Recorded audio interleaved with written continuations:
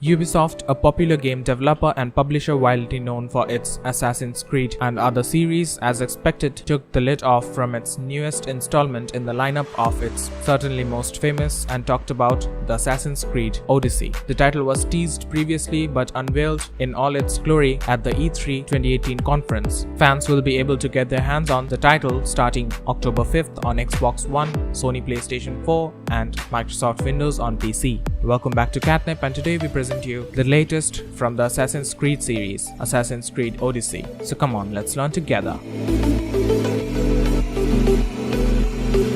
This time the gameplay takes place in Greece around 431 before Christ or BC. At the time of Peloponnesian War, you will be able to play as Alexius or Cassandra in the game and choose different outcomes based on multiple choice dialogues. As mentioned by Kotaku, choosing the male or female character in the game won't affect the storyline in any way. You get to choose if you need to play as Alexios or Cassandra at the starting itself, and of course cannot change in the middle. The signature weapon of the character this time is a spear instead of a blade that we have seen in the previous installments. You even get a drone-like bird scene with the origins and also in Garden Warfare 2 of the Plant vs Zombie series, and it can survey the landscape, highlight enemies and more. If we talk about Ubisoft's in-game itself, we have seen this drone-like feature in the likes of Tom Clancy's Ghost Recon Wildlands. What's more is that with Odyssey, gamers will be able to customize the attire of the characters even further. The combat style has been slightly changed and the stealth-based moves have been improved. Ubisoft explains that the AC Odyssey map is the biggest one yet in the whole series. Of course, this is something that is to be expected as storage is of much less concern as we go on past the years.